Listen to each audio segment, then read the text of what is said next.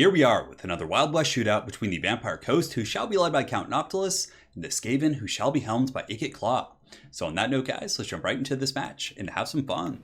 So as far as the build goes, it's very much going to be a Wild West shootout. So here in the back, I do have three groups of the zombie pirate deckhand mobs with handguns. These guys trade pretty well against Skaven, and you actually do need some AP against Rattling Gunners and Jezzails. I believe Rattling Gunners have 70 armor, so some AP is certainly going to be quite helpful. And they have a ton of new armored units. So they have the Doom Flayers, and sometimes you're going to be seeing things like Doom Wheels, but probably not in this matchup. But nonetheless, let's go ahead and take a look at the armor value. So it looks like the Rattling Gunners here do have 70 armor, and I don't know if he has any Jezzails lurking in the shadows, but if he does, I'm pretty sure Jezzails have good armor as well as shields. So having the AP on those handguns is going to be good, and they have 145 range compared to the 145, I think, on the Rattling Guns. But Rattling Guns, in terms of trading with other range units at maximum distance, Rattling Guns don't do the most damage when they're at their max range of 145. Where they really shine is like in the 75, or 0 through 75 range. So we're going to see how they do against the handguns. I think I should have a slight advantage in terms of the range trading. So three groups of the zombie pirate gunnery mobs here. One of them is going to be the Black Spot. So the Black Spot is the ROR unit, and these guys are just so good. They have better combat stats, and of course most ROR units being heavily chevroned do have better accuracy. And yeah, in case they come in with like a Doom Flayer or something, Rat Ogres, Helpet Abominations, you name it, these guys do at least have anti-large and AP and melee as well with their little pitchforks, or I guess bayonets here. So in the front line, it's just going to be zombie pirate deckhand mobs. Don't really need to say much about this. These guys are just good chaff units, very good against Skaven especially. They cause fear, they have a massive HP pool, and they're usually able to beat down clan rats as well as Skaven slaves, which is mostly the common line that you do see from the Skaven. Occasionally you will see people mix in like Storm Vermin, but honestly standard Storm Vermin just kind of suck. There are a couple matchups in which they're okay, but for the most part I don't think they're terribly cost efficient.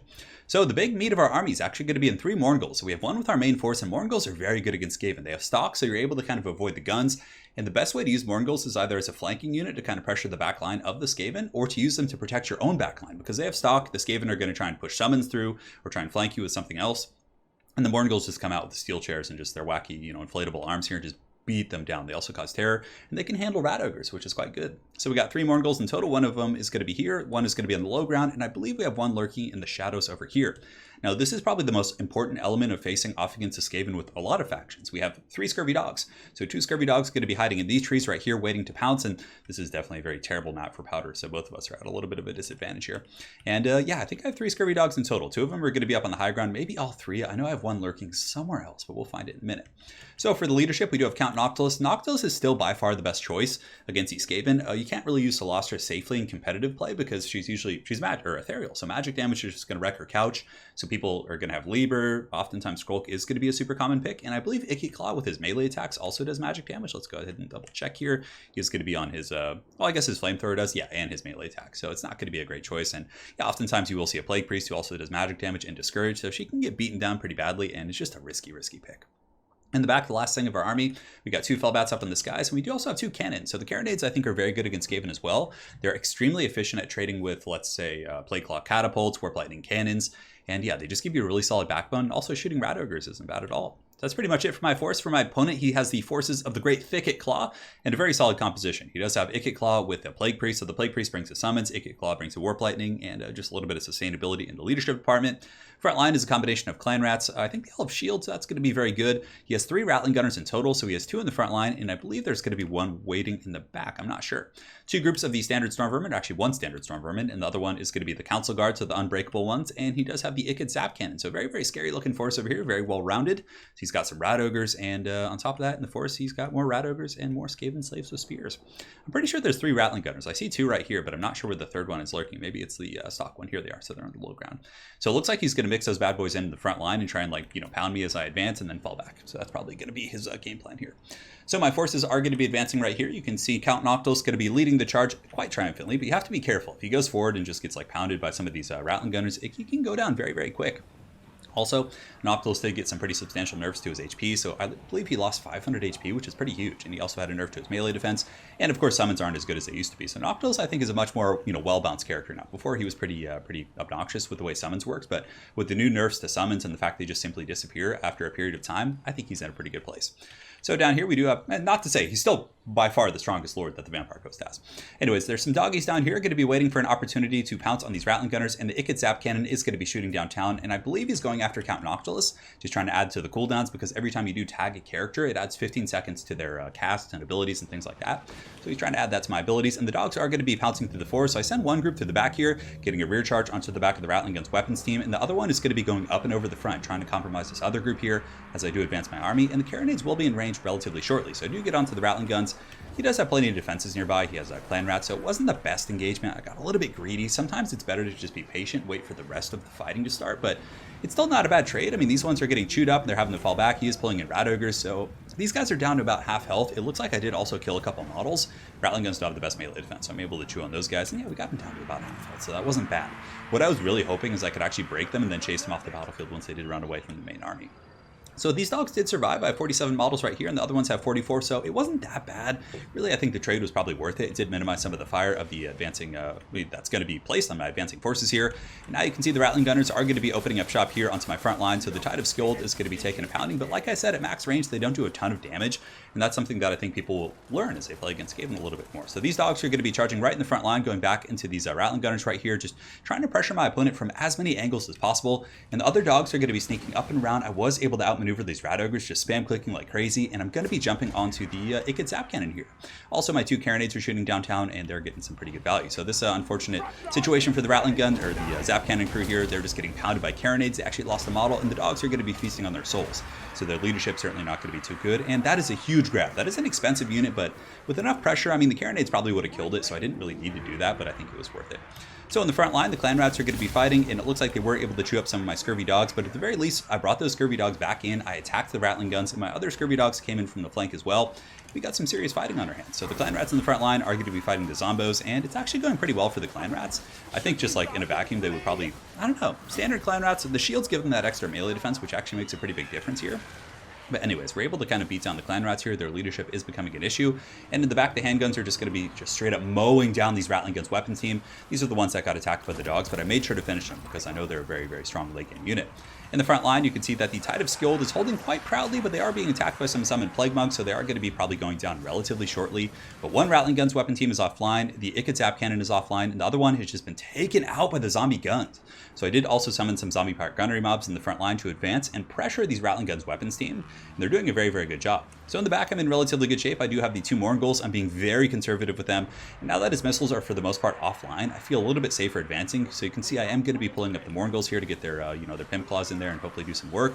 And the bats are going to be flying in as well, just looking for opportunities to chase off some of the weaker units. In the forest, he does have Skaven slaves with spears, and I believe they're fighting some of my, there's some sort of Mortal Kombat going on down here.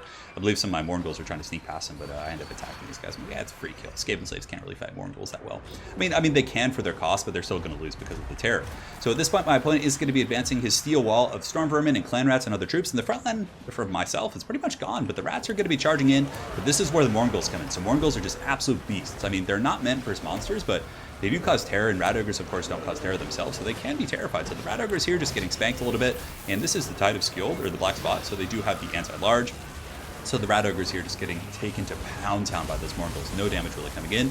And Noctilus is going to be dropping another summon in the front line to kind of fend off Ikit Claw, who was actually roasting some of my troops with this flamethrower. Now, the Skaven don't have too much left in the way of like real power units. They do have the Council Guard at the back, which are going to be pretty tough to deal with, so they have to scoot forward for sure. But I have a ton of handguns, and I've been able to protect them using the Mournguls. My opponent did come around the flank using some clan rats with shields to try and get there, but that's what the Mournguls, like I said, backline protection. And once the backline is secure, you send those bad boys into the front line against more beleaguered Skaven forces. You guys probably saw it against Aerocastic a couple weeks ago. We had a really good game here on the channel where the Mournguls did pretty much the same thing, and they're super efficient. So the zombie guns are shooting in, and Noctilus here is sitting and cackling. And I really like the changes they gave to Noctilus because he's one of my favorite characters in terms of the way he looks and his aesthetic, and I like using him, but it always felt so like dirty before. He was just like so damn powerful compared to the other Lord options. But I like that I can actually use him now, and people are going to be rooting for him. It's like a bit of a different thing, right? So the handguns are going to be shooting downtown against the rat ogres and really just taking them to task, just doing a ton of work. The rat ogres just getting peppered with bullets. And you can see here that the Mournguls are going to be coming in with their claws as well to try and finish these guys off. And these storm vermin, and that's the problem with them. They have huge leadership issues. That's why the Council Guard, if you're going to bring storm vermin, are probably the better choice. I mean, not the better choice, but they are what you should bring if you want to use Stormvermin, because the standard ones are just going to get slapped up with these guys. Yes, they'll be okay in sustained combat, but they're also very susceptible to terror routing, so they are going to potentially get pushed off. A couple of the rat ogres do come in the flanks here, but the zombie pirate gunnery mobs have a big HP pool, so they're able to survive and they're able to get that huge crossfire. And also the carronades in the back are still shooting, and there are some Skaven flanks coming in. So my opponent with a very long game here going to be sending in the clan rats with shields as well as some Skaven slays. But the Tide of Scold and the Zombos in general are very, very good, like I said, against clan rat tier troops. On the front line, the fighting is still underway. You can see Ikit Claw and the Plague Priest are holding their own, but Ikit is going to be having a little bit of trouble as the Morgulls are in here now, and they do have a bonus for his infantry, but Ikit is anti-large, and man, he's pretty big. Look at Ikit Claw. He's like bigger than Noctis. Jeez. I guess Skaven, like, that's always a misconception about them. I guess like the Plague Monks and the slave tier units are a little bit smaller because they're underfed, but like fully fed Skaven, at least from what I've seen in pictures and lore books and things like that, they're actually not that small. Like when they stand up straight, they're actually pretty big. So Ikit Claw is going to be taking some cannonballs to the face right there, not having a good time with that. The handguns are going to be switching onto him, and the Morgulls are able to just crump all over these Stormvermin halberds, which is quite good.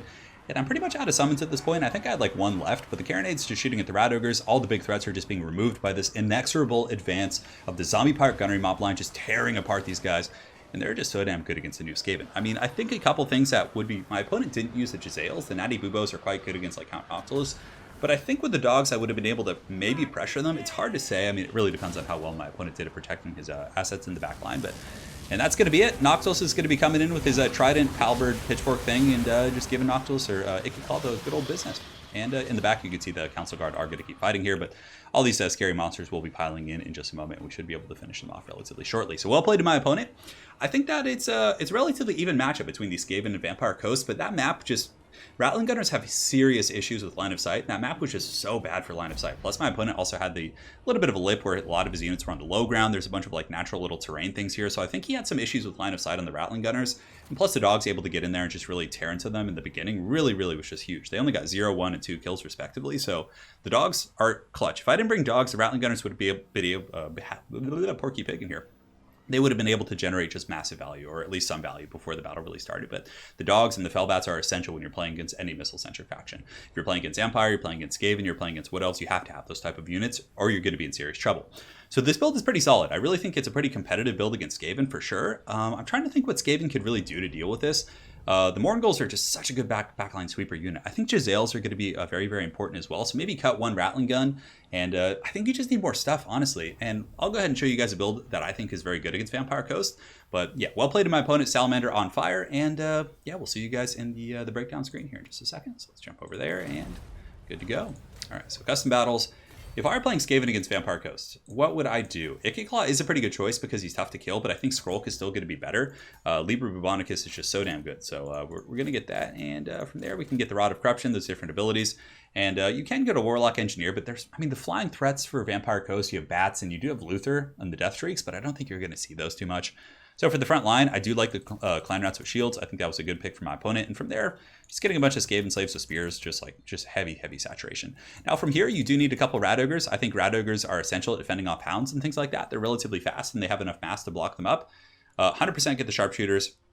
I might even get 2 of those guys. They're just so damn efficient. Now, do I want to get artillery pieces? I don't think so, because the carronades are just going to be too good at killing them. I think you're just going to be losing your money most of the time. So from there, we can get a couple Night Runners with slings. These guys are very good against Vampire Coast as well. They're very good at trading with the missiles. They just have like high dentity, and yeah, they do some pretty solid damage. So this is a lot to protect for sure.